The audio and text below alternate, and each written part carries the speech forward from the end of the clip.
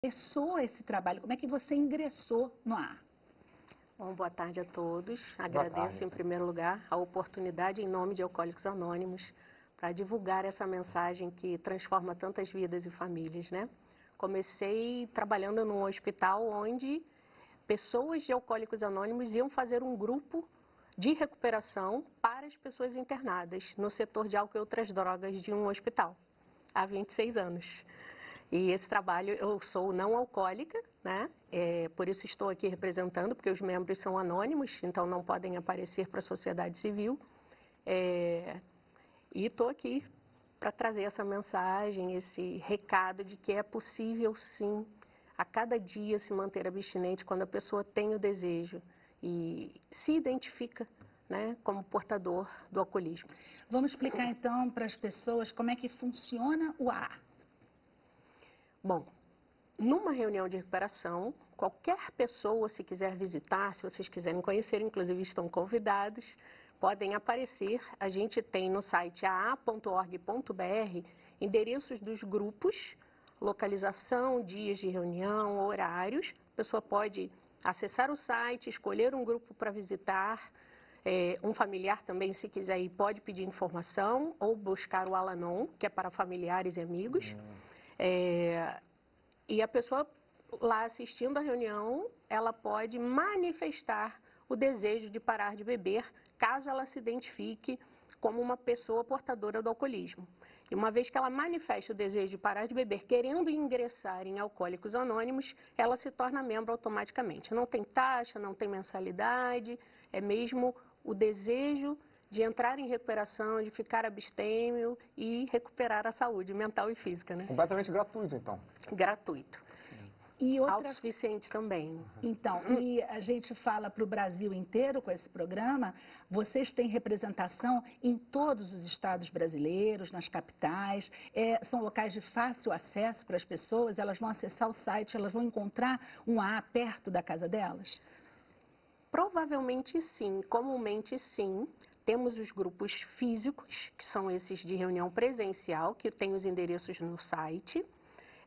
Inclusive, no estado do Rio existe o aplicativo AARJ, que a pessoa pode ter no celular, um profissional da saúde, eu vou viajar, eu sou membro de AA e eu quero participar, estou no estado do Rio, de alguma reunião para onde eu vou. A pessoa tem como olhar ali onde tem reunião, dia, horário, endereço, acessar. E temos também reuniões de recuperação online, que a pessoa também, poxa, hoje está chovendo, eu não tenho como sair de casa, ou estou no trabalho, tenho só um tempinho aqui de home office, então eu quero assistir uma reunião. Remotamente. Muita gente assiste antes de trabalhar, pela manhã, tem os grupos, as reuniões corujinha, que são de madrugada, para quem não pode ao longo do dia.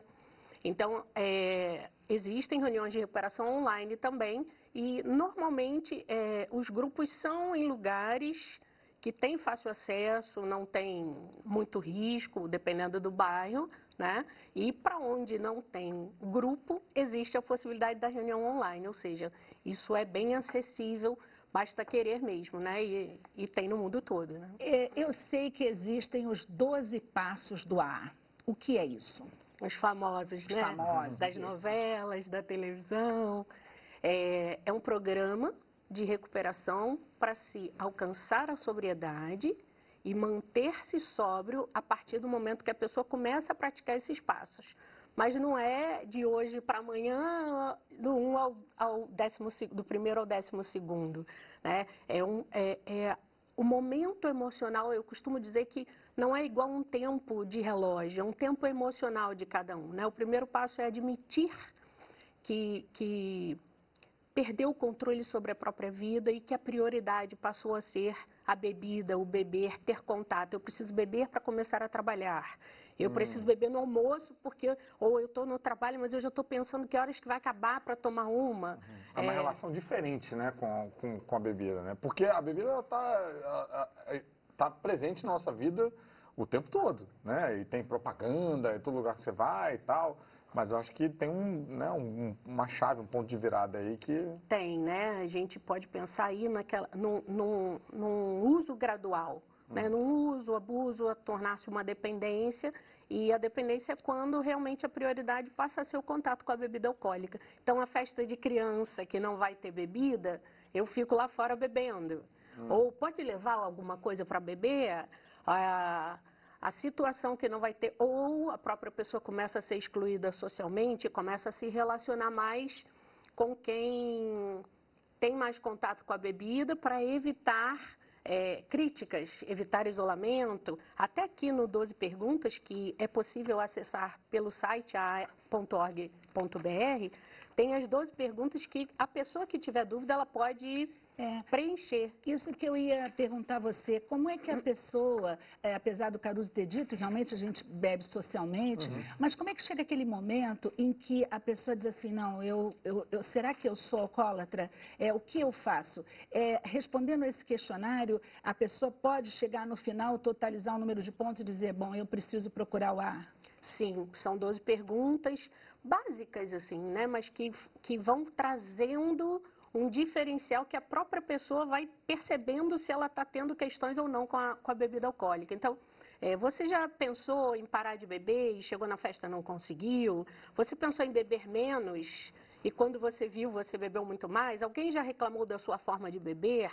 Você já teve prejuízos financeiros pela sua forma de beber? Então, são perguntas que promovem reflexão, assim como os 12 passos, né, que eu estava falando aqui para vocês.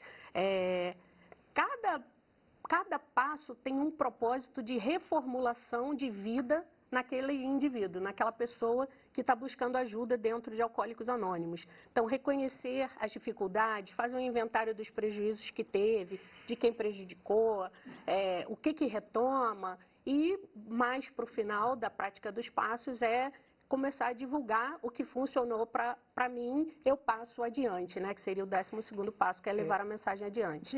É considerado uma doença, né? O alcoolismo.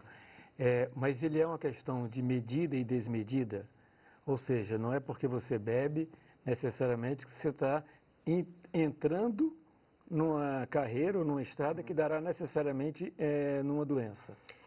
Eu vou usar um termo aqui hoje delicado, mas eu acho que cabe, que é meio que uma roleta russa, né? A gente não sabe, porque tem vários fatores que podem fazer uma pessoa desenvolver a dependência da bebida alcoólica, né?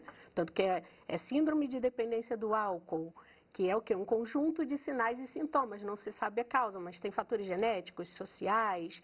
Então, não é todo mundo que bebe que desenvolve alcoolismo, óbvio, né? Mas a partir do momento que a prioridade começa a ser ingerir bebida alcoólica, estar em lugares que tenham bebida alcoólica, se afastar de quem não bebe, uma prioridade mesmo, sabe? Então, não tem uma forma de medir, mas a partir de comportamentos prejudiciais e alterações na rotina diária de uma pessoa, por exemplo, uma mulher que excede no beber alcoólico e que esquece de buscar o filho na escola, uma mulher que tem prejuízos no relacionamento amoroso e que pode ter, porque briga, porque tem muito ciúme e perde a noção quando bebe, um homem, uma pessoa que, dependendo do contexto que ela estiver, ela precisa beber para estar ali primeiro, para ter coragem.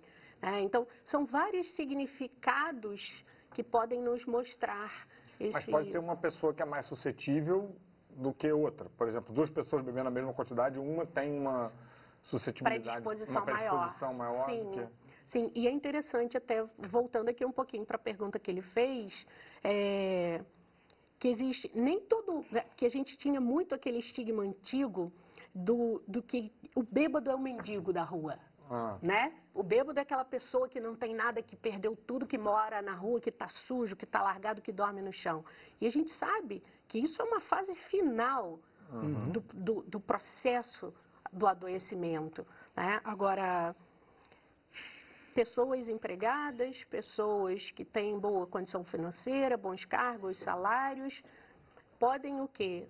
Eu não bebo toda semana, mas a pessoa bebe de 3 em 3 meses, que a gente chama de beber em bingue, e ela bebe de 3 em 3 meses. Mas quando ela bebe, ela começa e não sabe parar. É porque é possível que haja uma força compulsiva na pessoa. Eu tenho um amigo, por exemplo, que ele tinha problemas com bebida, era um alcoólatra, ele decidiu parar. Aí falou assim, agora eu vou correr. Quase morreu de correr.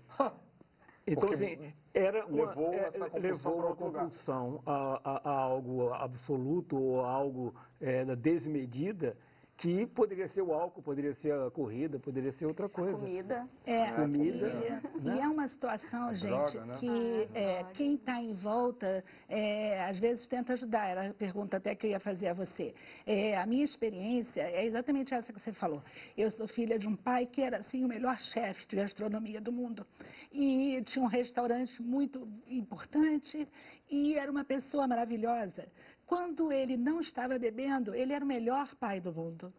Quando ele bebia, ele era o maior inimigo que eu tinha no mundo.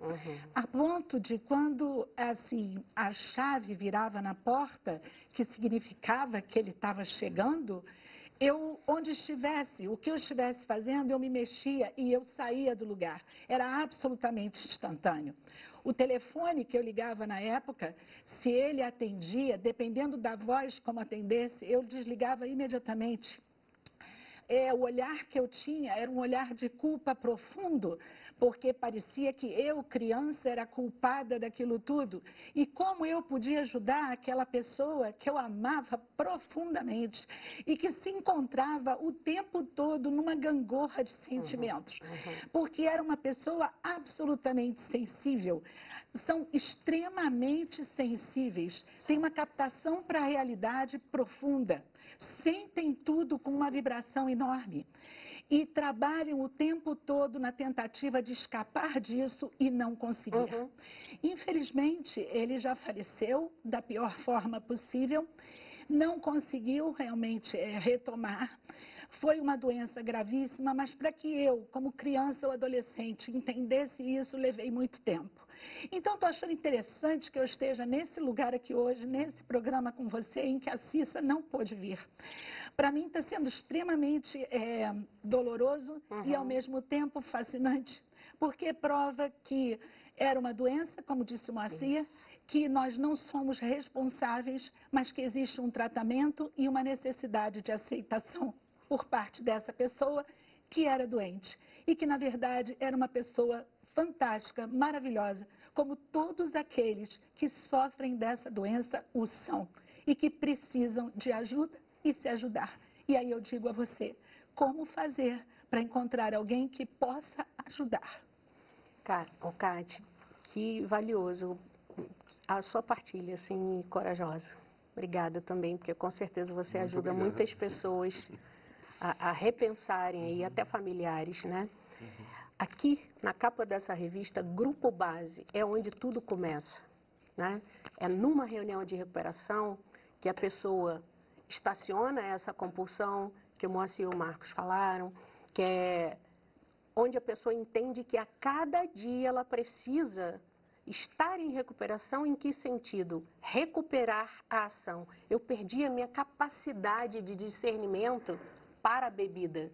Então, como que eu recupero a minha vida? Como que eu recupero o que eu quero? Qual é o meu desejo? E é num grupo base, indo à reunião. A sugestão que Alcoólicos Anônimos dá, os primeiros 90 dias de recuperação, 90 reuniões. Uma reunião por dia, no mínimo, para que a pessoa vá entendendo e vá substituindo aquele comportamento do beber por algo saudável e dinâmico, onde há uma troca de experiência entre os membros, onde ali cada um representa para o outro força e esperança de que é possível conseguir se manter abstêmio. Porque eu posso chegar num grupo hoje e ele está lá há 30 anos, e ele está lá há 15 anos, né? E eu vou olhar e falar, nossa, como é possível estar abstêmia?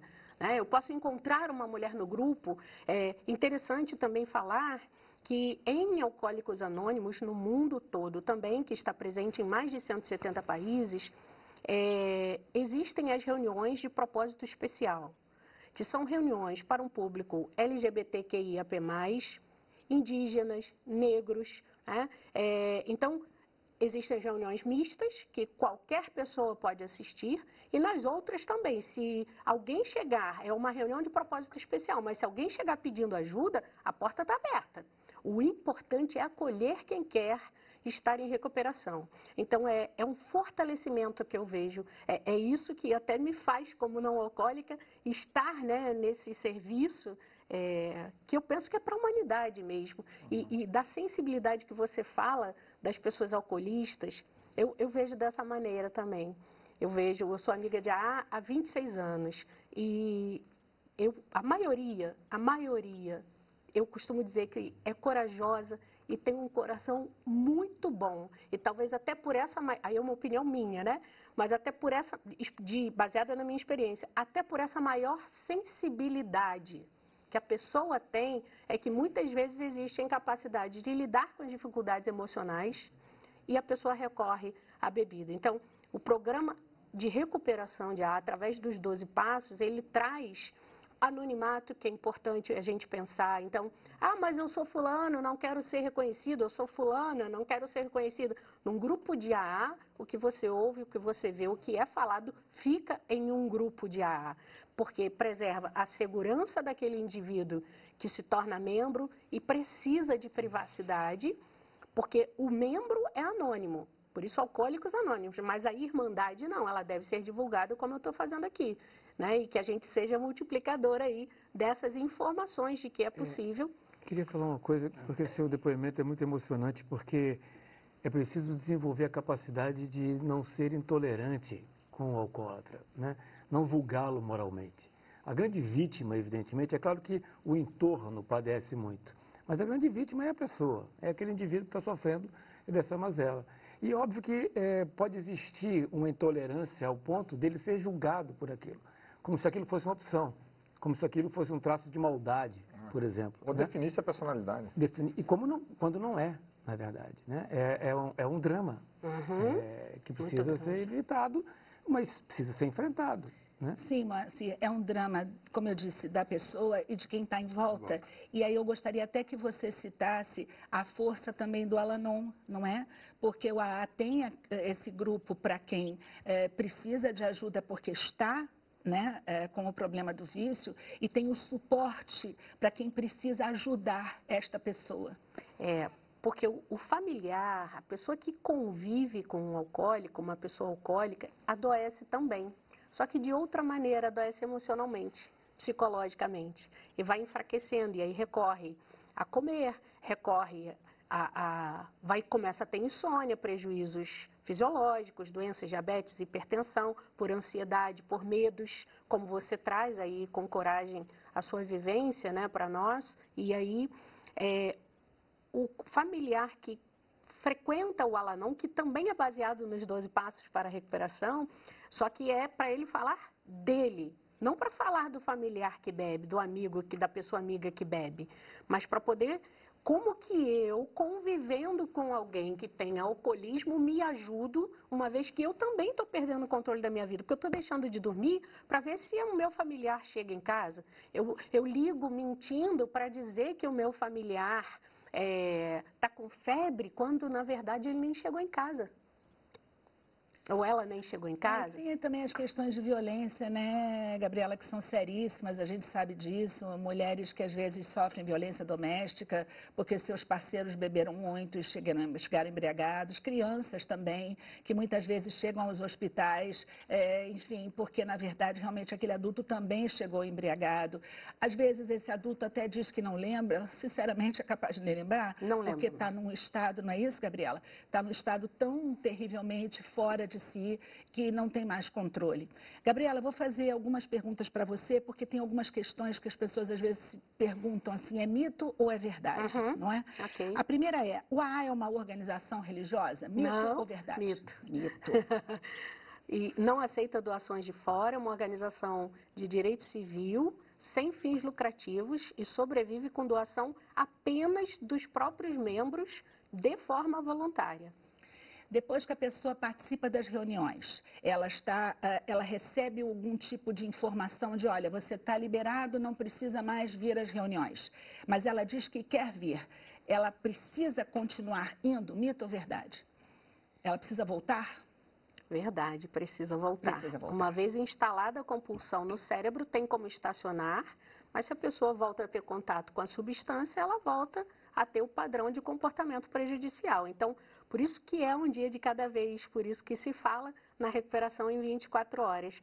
E aí, cada dia a pessoa tem um alimentozinho, até porque a vida tem um dinamismo e cada dia é um flash, né? Então, essa emoção ali, a cada dia sendo repaginada, a transformação, porque às vezes são 40 anos bebendo. Não vão ser 40 dias que a pessoa consegue modificar tudo. Uai, é só para pessoas mais velhas? Mito ou verdade? Mito. Hoje a gente tem cada vez mais jovens, inclusive depois da pandemia, aí, um acesso muito grande de jovens ingressando em AA e mulheres também, muito mais mulheres ingressando em Alcoólicos Anônimos, com essa conscientização pela saúde, o que é maravilhoso, né? Da gente ver as pessoas buscando saúde. Gabriela, eu queria que você falasse um telefone, que você dissesse de novo o contato de vocês para todo mundo que no Brasil está nos assistindo e que nesse momento, né, pode ter sido tocado e quer entrar em contato. Vou resumir da forma melhor. Site aa.org.br, tem as linhas de ajuda em todos os estados do Brasil, tem as redes sociais de Alcoólicos Anônimos, e tem acesso às lojas para adquirir livros, tem os livros, né, Alcoólicos Anônimos, Vivendo Sóbrio, 12 Passos, 12 Tradições, a revista Vivência. São informativos que facilitam até os profissionais da saúde a ajudarem seus pacientes. A gente colocou na tela, a produção colocou na tela o telefone do Rio de Janeiro. Então, eu vou pedir mais uma vez a você, a quem correu em casa para pegar uma canetinha, para tirar uma foto, o site é... aa.org.br para pessoas que têm questões com a bebida alcoólica e o do Al-Anon, que é para familiares e amigos, é al-anon.org.br.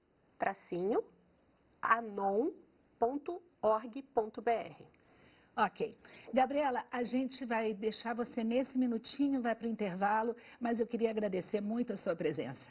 Não só porque você, na verdade, nos cativou a todos, e isso é visível, né, com as informações que você deu, mas principalmente pela forma como você falou.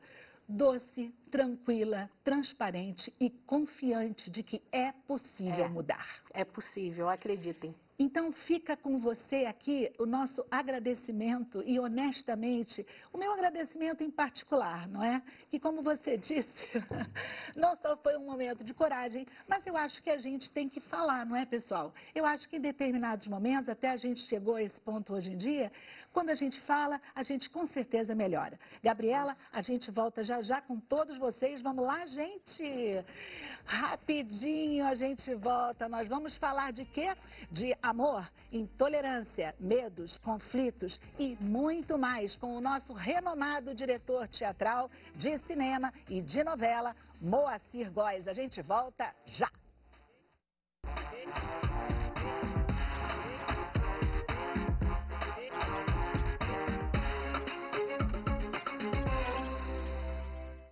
Hoje, no Brasil visto de cima, Chapada dos Veadeiros, paredões rochosos, vales imensos, rios de águas puras convidam para um mergulho. 6 da tarde. No estádio de segunda-feira, vamos falar dos jogos pelos estaduais em todo o país. Tem futebol feminino, NBA, tênis internacional e muito mais. Tudo isso, estádio às 6h30 da noite, aqui na TV Brasil.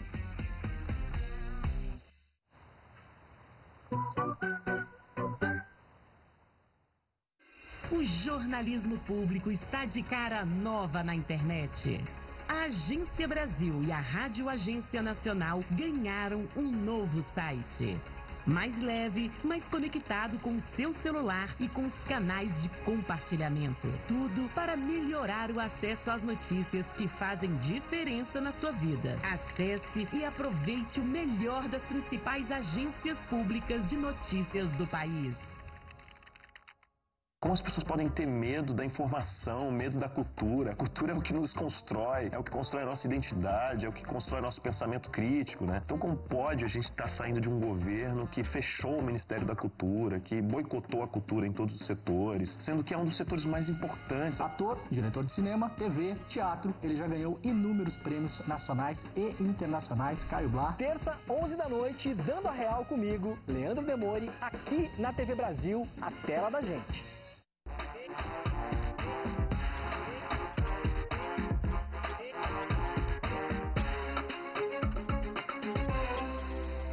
Estamos de volta com o nosso Sem Censura e você já respondeu a nossa pergunta do dia. Olha ela aí na telinha de vocês. Você toma algum chá para aliviar algum sintoma na sua saúde? Que chá é esse e por que você toma? O número do Zap para você mandar a sua resposta é 21 99903 5329. Pode mandar também os seus comentários e perguntas para os nossos convidados, tá bom? Se você preferir, pode apontar a câmera do seu celular para o QR Code na tela e pronto, está enviado, ok? Ele é um mestre na arte de contar histórias e conquistou o reconhecimento pelo seu olhar inovador e pela sensibilidade artística. E isso vale para os palcos do teatro e para as grandes produções cinematográficas e também para as novelas e adaptações literárias. Aliás, ele não apenas dirige, ele também vive e respira arte. Eu viro a cadeira para o queridíssimo Moacir Góes. Obrigado pelas palavras, há controvérsia. Ele mesmo, né? Não é tudo isso que eu falei. Mas É mais um pouco, é mais um pouco. É humildade. eu diria a mesma coisa que a Gabriela. Eu acho que é mais um pouco, só que não cabia na tela. Então a gente colocou só Obrigado. isso, tá bom? Moacir, eu acho que a gente tem que falar isso tudo, mas eu acho que a gente tem que voltar um pouquinho no tempo e contar para as pessoas, porque às vezes parece, não, gente, que nós nascemos todos prontos, né? Olha lá o Caruso, como ele é ótimo comediante, mal sabe a estrada que foi. Olha a Gabriela, psicóloga, olha o Marco Antônio, olha a Angélica, olha o Moacir. Moacir, como é que foi isso? Eu sei que você nasceu em Natal, não é isso? Eu queria que você voltasse lá atrás. Vamos fazer uma pequena viagem rápida, mas para você situar a gente, a sua infância. Nasci em Natal há muito tempo atrás e vim para o Rio de Janeiro em 1964, porque o meu pai foi preso em 64, ele era secretário de Educação em Natal, e aí ficou 6 meses preso, depois veio para cá. Mas já tinha 5 filhos, então éramos aqui no Rio de Janeiro, todo nordestino é Paraíba, né? Então nós éramos uma família de paraíbas, assim, meio perdido no Rio de Janeiro. E aí a gente cresceu aqui, e passamos a nossa vida inteira aqui. Então eu cheguei aqui com 4 anos de idade, na verdade. E então, você, a mãe era historiadora? Minha mãe era historiadora, meu pai era historiador, minha irmã é historiadora, meu irmão é historiador. Eu é que não dei certo. Não, mas foi criar as próprias histórias. Eu acho também. Eu acho que o Caruso tem razão, né? Foi criar suas próprias histórias e foi fazer teatro. Ao invés de conhecer a história dos outros, foi fazer... Foi fazer teatro.